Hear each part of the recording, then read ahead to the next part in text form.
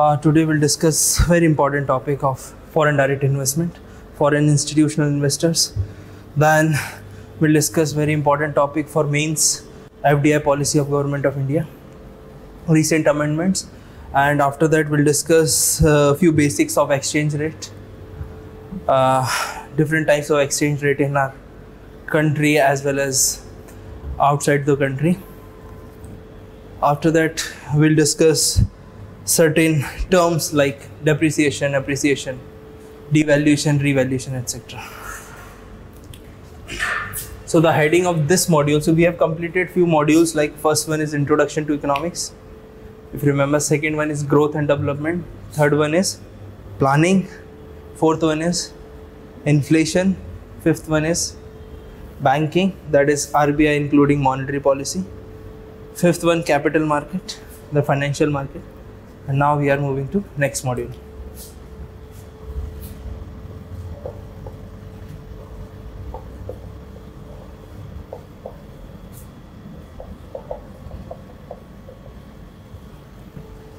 This is the name of this module: balance of payment and foreign capital.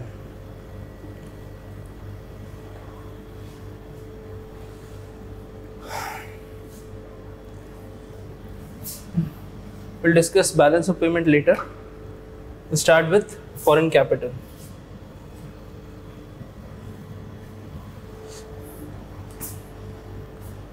Marker नहीं है, दूसरा marker.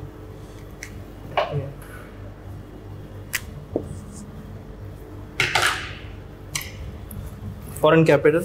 So we'll study under two heads: foreign direct investment and foreign portfolio investment. Foreign direct investment and foreign portfolio investment. So under FDI, there are three types of FDI a country can receive.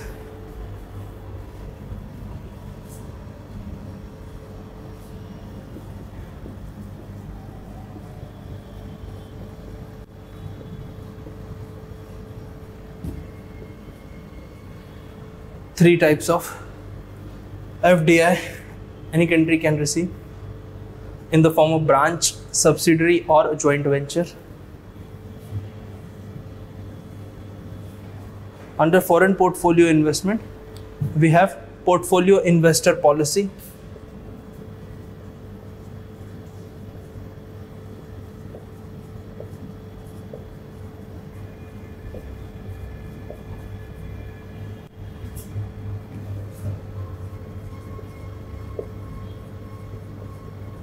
And the next one is euro issues.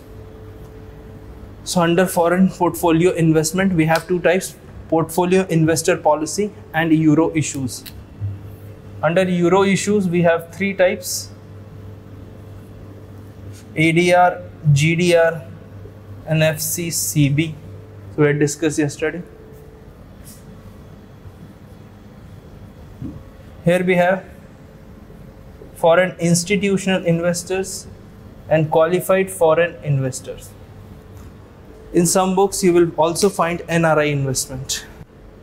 So sometimes it comes under these two categories. Otherwise NRI investment, because government is giving more incentive to NRIs to come and invest in India, we are giving more opportunity.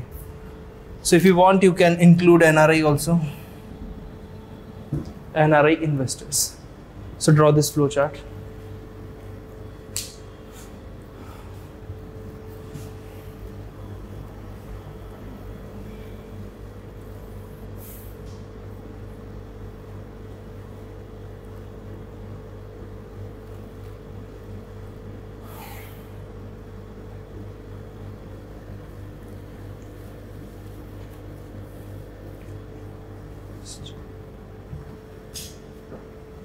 Done?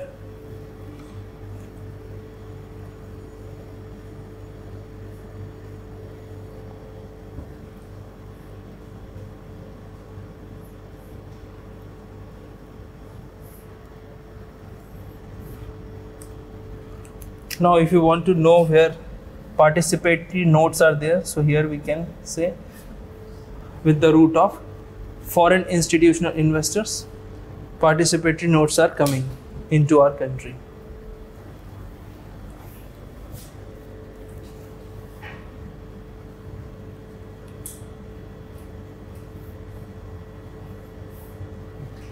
Any doubt? So this is how we'll proceed in this class.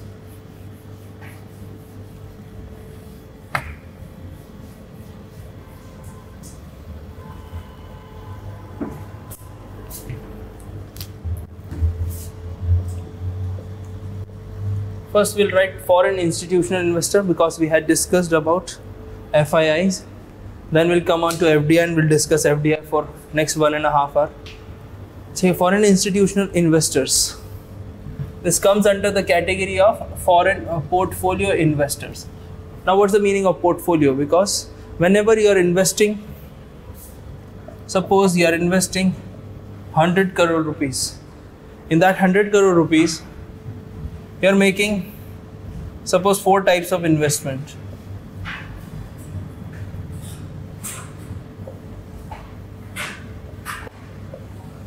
This 100 crore you will divide into 4 kinds of investment. Portfolio means there's a combination of different kind of investment.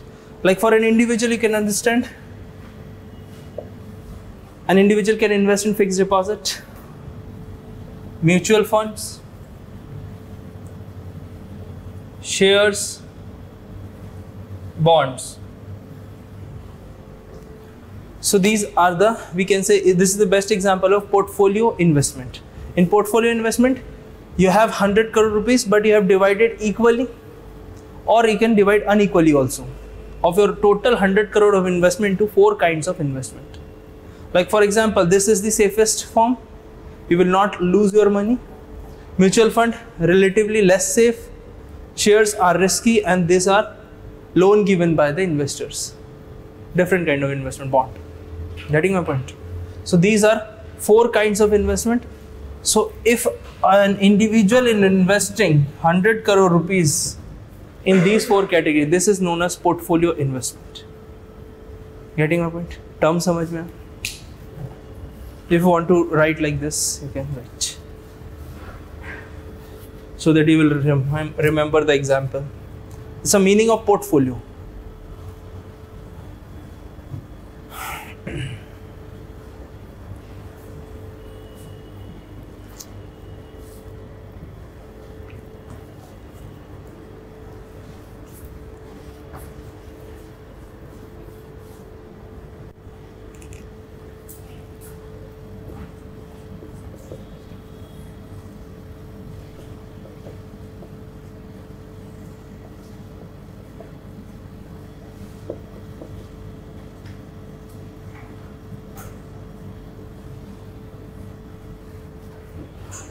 Then do not draw this. Do not draw this.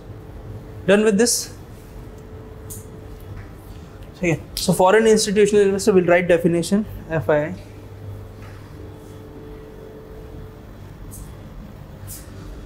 FII are the authorized institutions. FII are the authorized institutions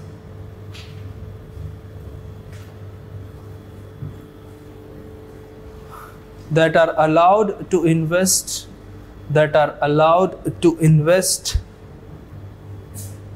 in the domestic market of India, that are allowed to invest in the domestic market of India. Full stop. These FIIs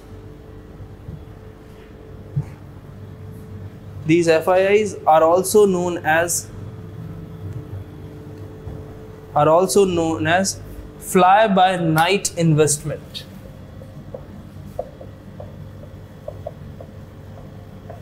This is a term given to FII. These FII.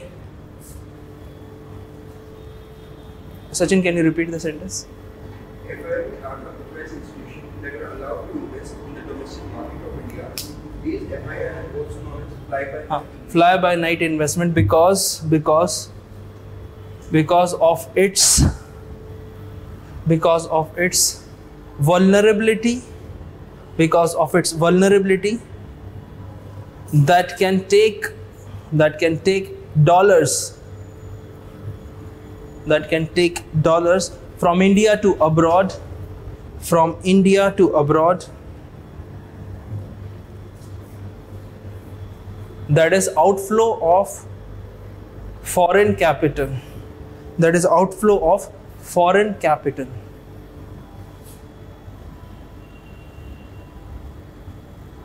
First of the term, next point, the term given to these kind of funds is hot money. Is hot money. You remember the discussion? HOT, hot. You remember the discussion in the last module, last 9 classes, 10 classes that we had? Hot money means whenever there's frequency of outflow of dollar, it means that foreign currency that can fly by night. Suppose for example, US is investing in East Asian market. In 1997, what happened due to Asian financial crisis? Lot of outflow experienced by emerging market currencies. In 1997, due to outflow of dollar from emerging market currencies to America. That is the example of hot money. It means the money which is very volatile, that can flow in any circumstances. So this is only one aspect. There's also a term called heated currency. Heated currency, like we can give heated currency example for Indian rupee, because our currency is going through a series of depreciation. So heated currency means, can you imagine like a car which is heated? So you have to open the bonnet. This is a term given to this. Heated currency means there's something wrong with the currency. So if a currency experiences heavy depreciation, that currency can be referred as heated currency.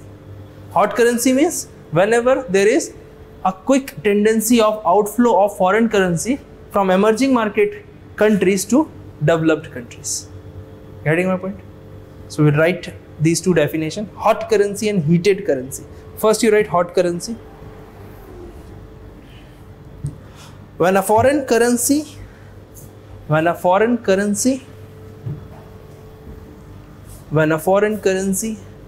has a tendency to outflow from emerging market countries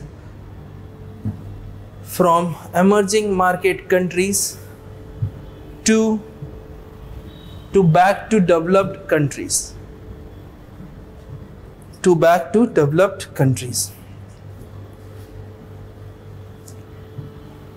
First off, there are two reasons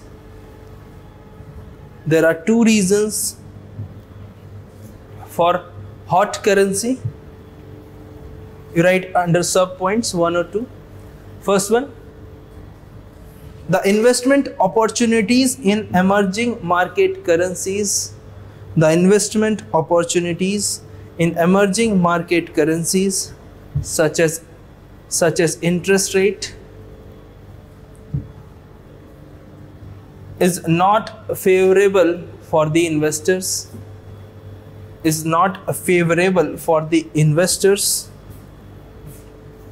Second point.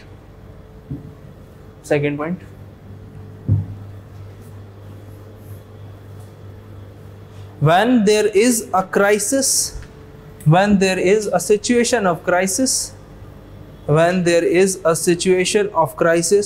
in advanced economies,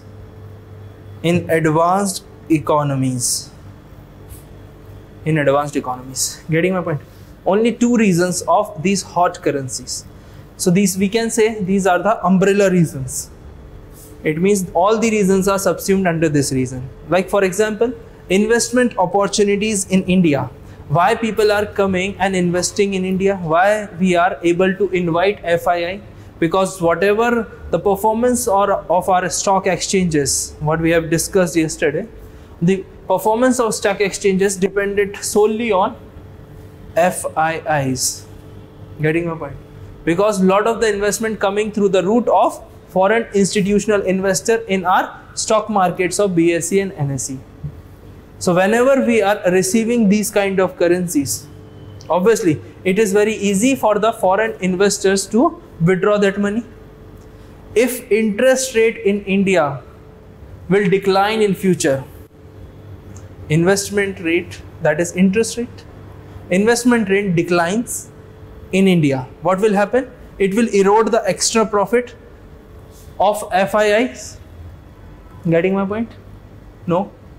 Suppose for example, I am the American investor investing in Bombay Stock Exchange. Suppose for example, there is a policy of Reserve Bank of India. Suppose RBI followed a cheap monetary policy. You understand this term now? Cheap monetary policy means reducing key policy rates. Whenever you will reduce key policy rate, you remember the discussion of monetary policy transmission. Under monetary policy transmission, what will happen? Every rate will decline. Interest rate on loan, interest rate on saving. So whatever they are investing, obviously if FII are investing in India, companies are getting that amount as a loan. So if that interest rate is low, obviously the investment opportunity that we are giving to American people will decline. And in order to decline the risk of exchange rate, the small investor will withdraw money or started withdraw money from India. Big investors have big pockets, deep pockets, so they can absorb some fluctuation in the interest rate. But what about small investors? They will quickly withdraw money from India and back to United States of America, because now US is a fruitful part of investment. Getting my point? So if there is a decline in the interest rate given to these FIIs, then there is a possibility of outflow. Now I will connect this concept with the current situation. Take a listen carefully. What is happening? Outflow of dollar. Currently, outflow of dollar is happening. It means rupee is depreciating. That is why, on the other hand, in the recent 2 bi-monthly policies of Monetary Policy Committee of Reserve Bank of India, they hiked the repo rate from 6% to 6.5% in 2 bi-monthly policy. That is in June as well as in August 2018. Getting my point? So that bank will increase the loan rate, and obviously the return on investment will go up by 50 basis points. So RBI is able to arrest the outflow of foreign capital. So if someone asks what are the steps taken by RBI, this is the one of the steps. Although it is indirectly, because monetary policy will take time to come into effect, because monetary policy is an indirect policy. RBI is dependent on the implementation of monetary policy on the commercial banks. Getting my point? Are you able to connect these situations? Okay. Now for example, you write heated currency. In this case, you will just explain, there are 2 scenarios. Like now foreign investment will increase because interest rate key policy increase by RBI. But the domestic investors will not invest in the economy because cost of borrowing will increase. Cost of borrowing will increase. But if you are an investor in bond market, you are giving loan. Bond market is providing loan. If you are purchasing bond of Government of India, who wants funds? Obviously Government of India. You are investing in bonds. So now you are the loan provider to Government of India. Getting my point? So you will invest just to make bonds attractive. Getting my point? Any doubt? Now for example, second point was crisis in advanced economies. Like for example, after 2008, what happened? 2008 subprime crisis. After that, what happened? Rise in the interest rate. But when we realize that there may be a situation of recession, in recession, what will do? If you are a policy maker, you will increase the interest rate or decrease the interest rate at the time of recession. Decrease the interest rate just to give more incentive to the investors. An investor will invest in the economy, then economy will again revive. This is the situation. Are you able to connect this point? So whenever America announced some policies like QE, have you ever heard about quantitative easing? So quantitative easing is simple meaning cheap monetary policy adopted by Federal Reserve of United States of America. So if USA announced that we are going to increase our interest rate by this percentage points. Getting my point? This alone, the decision to announce that we are thinking on the line, this will result in the outflow of dollars from India to America. Getting my point? Just the news. For I think 2010 to 2014, Federal Reserve was just announcing that we will increase the interest rate. Whenever you will increase the interest rate, obviously, now American people will prefer America as a safe investment. Getting my point? Now they will withdraw money. Are you getting my point? They will withdraw money from India to USA. Now again you will experience outflow of funds.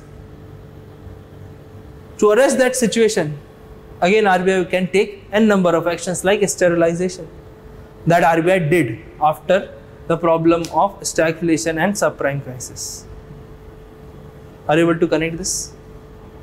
So whenever there is any policy change in US, it is important. I think around mid-August, you got one article of US interest rate, that editorial on the Hindu page. There are small editorials, one lead. So on the downside, you had in one article, I think around 20th August maybe. That is very important regarding interest rate of United States of America. So please read newspapers daily, on a daily basis. पढ़ रहे ना आप लोग?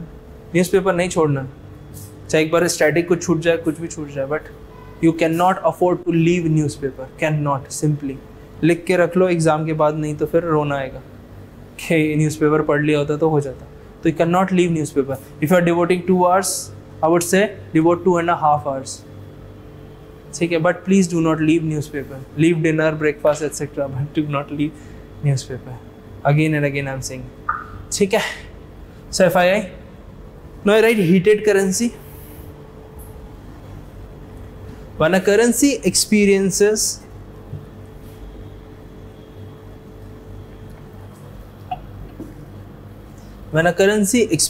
subsequent depreciation, when a currency experiences subsequent depreciation in the value of it, in the value, you write in the value, then it is called heated currency. Then it is called heated currency.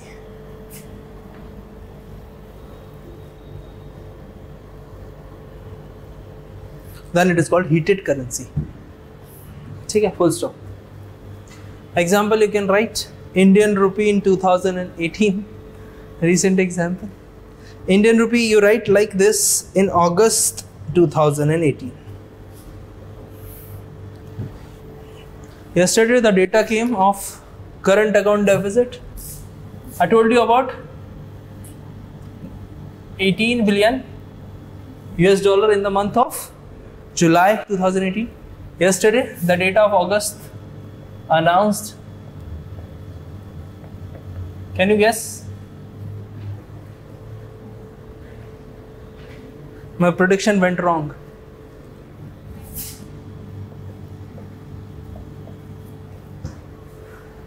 Now, if you listen, can you guess the reason behind this? What's the logic? I found yesterday. I researched around 1.5 hours for that, but I found the reason. Can you guess? What is current account deficit? ये आपको अभी पता नहीं है.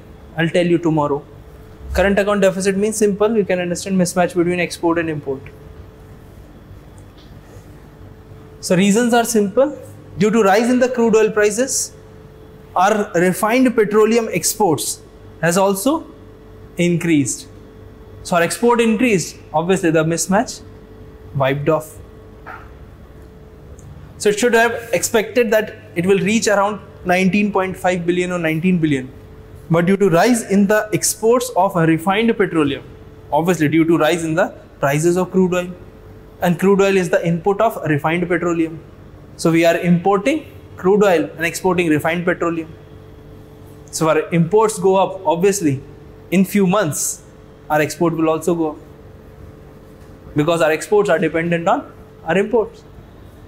That is the reason. Inflation also eases. Maybe you will find in today's newspaper, because I was reading on the mobile.